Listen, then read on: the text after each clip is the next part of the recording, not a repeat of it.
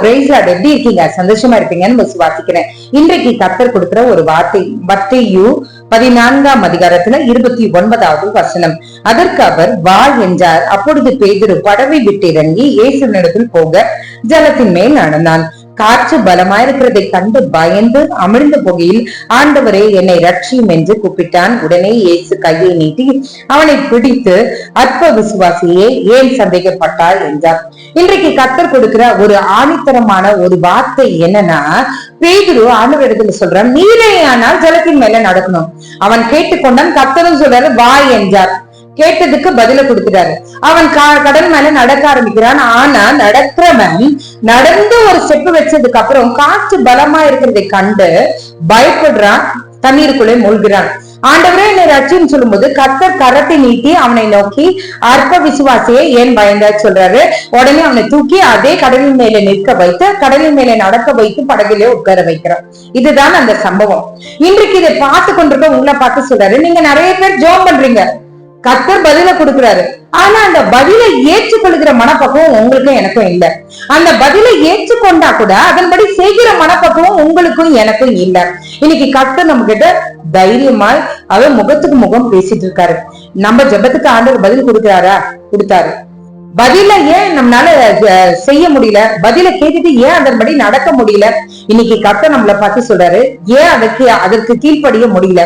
அப்படி நீங்க கீழ்ப்படிந்து இறங்கினாலும் சூழ்நிலையை பார்த்து என்ன பண்றீங்களா? பயப்படுறீங்களா? பேதுருவை போல பயந்து ஐயரே அமிழ்ந்து போகிறேன். அந்த மாதிரிதான் நம்மளும் சொல்லிட்டு இருக்கோம். ஆண்டவரே என்ன ரட்சியும் சொல்லிட்டு ஆண்டவரை நோக்கி நம்ம பார்த்துட்டு இருக்கோம். ஆண்டவர் அப்ப கூட நம்மள விடல. என்ன பண்றாரோ, உடனே கையை நீட்டி அவனை தூக்கி, அற்ப விசுவாசியை ஏன் சந்தேகப்பட்டாய் என்று கேட்கிறார்.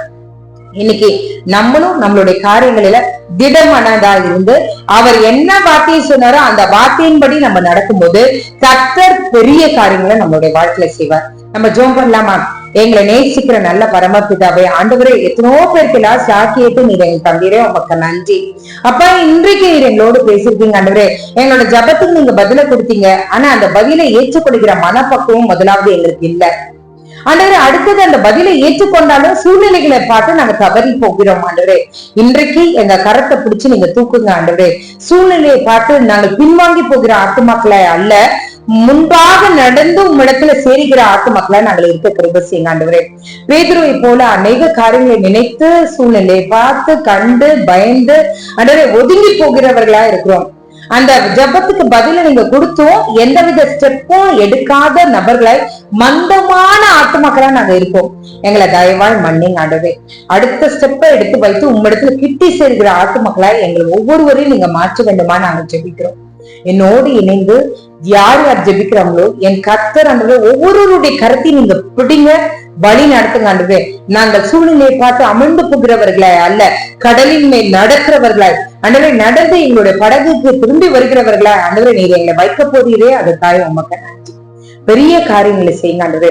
உடைய வார்த்தைக்கு ஆண்டவரே நாங்கள் கீழ்ப்படிந்து உடனடியாய் கீழ்ப்படிந்து நடக்கிற மத்தேயுவை போல உடனடியாய் கீழ்ப்படிந்து நடக்கிற ஆத்துமக்களா எங்களை ஒவ்வொருவரையும் நீங்க மாற்றுங்க. சூழ்நிலையை பார்த்து பயந்த பேதுருவை போல அல்ல ஆண்டவரே, கிறிஸ்துவை உண்மை பார்த்து நடக்கிறவர்களாய், சூழ்நிலையை பார்த்து நடக்கிறவர்களாய் அல்ல ஆண்டவரே, உண்மை பார்த்து நடக்கிறவர்களா எங்களுடைய கண்கள் உம்மோடு உடன்படிக்கை பண்ணப்பட்டு அதன்படி நடக்கிற கால்களை ஆண்டவரே எங்களுக்கு தர வேண்டுமா நாங்கள் ஜெபிக்கிறோம்.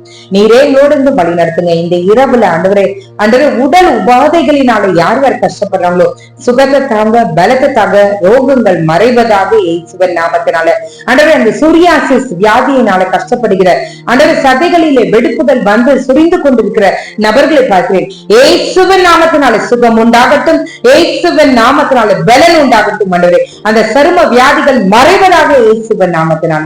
அப்பா, காலை எழுந்து உங்க நாமத்தை மகிமைப்படுத்த கிருபை செய்யுங்க. இயேசுவின் மூலம் ஜெபம் கேளும் நல்ல பரமபிதாவே. ஆமென், ஆமென், ஆமென். God bless you.